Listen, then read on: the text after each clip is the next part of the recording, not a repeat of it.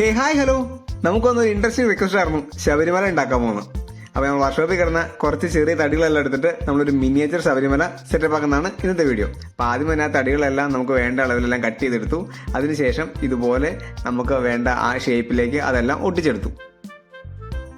ഇനി ഈ ഗോപുരങ്ങൾക്കെല്ലാം മേൽക്കൂര ഉണ്ടാക്കിയെടുക്കാം. അപ്പോൾ നമ്മൾ കട്ടിക്കടലാസ് വെച്ചിട്ട് ഇതുപോലെ മേൽക്കൂര ഷേപ്പ് വരച്ച് വെട്ടിയെടുത്തു.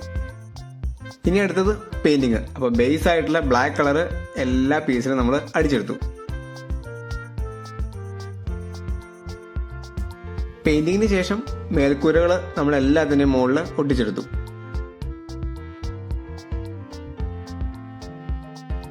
മേൽക്കൂരയ്ക്ക് കുറച്ച് അറ്റകുറ്റപ്പണികളുണ്ട്.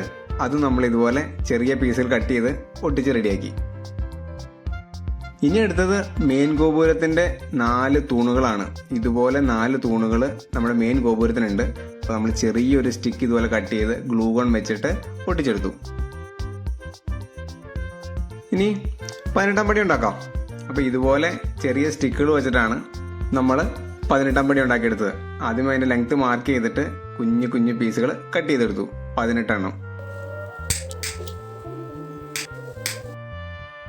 പിന്നെ ആ പീസുകൾ നമുക്ക് ഒട്ടിച്ചെടുക്കാം. അപ്പോൾ ഗ്ലൂ ഗൺ വെച്ചിട്ട് നമ്മൾ ആ 18 പീസുകളും ഇതുപോലെ ഒട്ടിച്ചൊട്ടിച്ച് റെഡിയാക്കി എടുത്തു.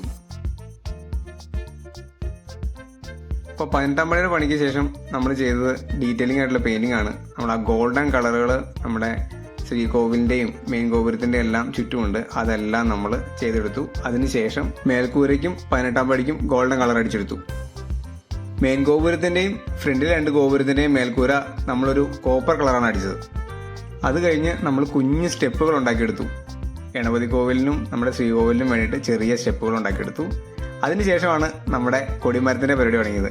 അപ്പോൾ പഴയതായിട്ട് കിടന്ന ഒരു റേഡിയോയുടെ ആന്റിനാണ് കട്ട് ചെയ്ത് നമ്മൾ കൊടിമരമാക്കിയത്. എന്നിട്ട് അതിന്റെ അടിയിൽ ഗ്ലൂ ഗൺ വെച്ചിട്ട് ഒരു തടിയുടെയും പേപ്പറിന്റെയും ബേസിൽ ഒട്ടിച്ചെടുത്തു. അതിന്റെ ടോപ്പിലും ഒരു സ്ക്വയർ പീസ് വരുന്നുണ്ട്, അത് ഒട്ടിച്ചു. അത് കൂടാതെ നടുക്കേക്കടെ നൂലുകൊണ്ട് കുറെ ചിറ്റുകൾ ഉണ്ടാക്കി കൊടുത്തു.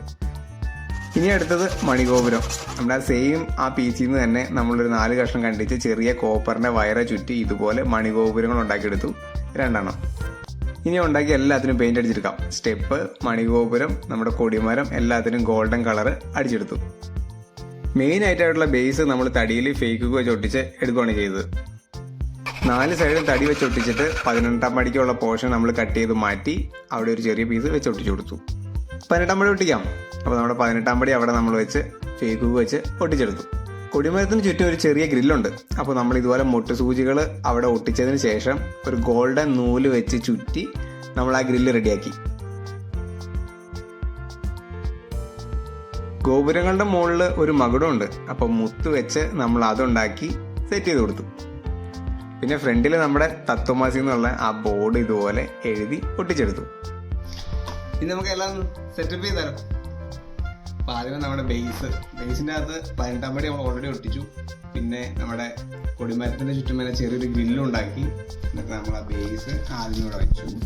ഇനി നമുക്ക് ഫ്രണ്ടിലെ 2 കുഞ്ഞ് ഇത് വെക്കാം.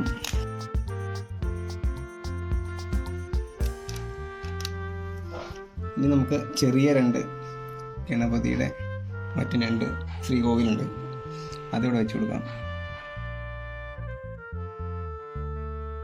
മണിഗോപുരം വെച്ച് കൊടുക്കാം. 2 മണിഗോപുരങ്ങളുണ്ട്, അത് 2 നമുക്ക് ഇവിടെ ഇങ്ങനെ വയ്ക്കാം. പിന്നെ നമ്മുടെ മെയിൻ ഗോപുരം അത് നമുക്ക് ഇവിടെ ഇങ്ങനെ വെച്ച് കൊടുക്കാം. ഇനി നമുക്ക് ശ്രീകോവിൽ വയ്ക്കാം. നമ്മുടെ അയ്യപ്പൻ ഇരിക്കുന്ന ശ്രീകോവിൽ ഇവിടെ ഇങ്ങനെ വെച്ച് കൊടുക്കാം. എന്നിട്ട് ലാസ്റ്റ് നമ്മുടെ കൊടിമരം നമുക്കിവിടെ വയ്ക്കാം. ചെറിയ ശ്രീകോവിലിൻ്റെ സൈഡിൽ ചെറിയൊരു ഗ്രില്ലുണ്ട്, ആ ഗ്രില്ല് നമുക്കിവിടെ ഇങ്ങനെ വയ്ക്കാം. നമ്മുടെ മിനിയേച്ചർ ശബരിമലയുടെ വർക്ക് എങ്ങനെയുണ്ടെന്നത് ഉറപ്പായിട്ടും കമന്റ് ചെയ്യണം. കൂടാതെ ഇതുപോലുള്ള ഇൻട്രസ്റ്റിംഗ് കമന്റുകളും ചെയ്യണം. അപ്പോൾ നമ്മളെ കൊണ്ട് പറ്റുന്ന രീതിയിൽ നമ്മളത് ചെയ്യാൻ ശ്രമിക്കുന്നതായിരിക്കും. എല്ലാവർക്കും ക്രാക്കോടെ മകരസംക്രാന്തി ആശംസകൾ.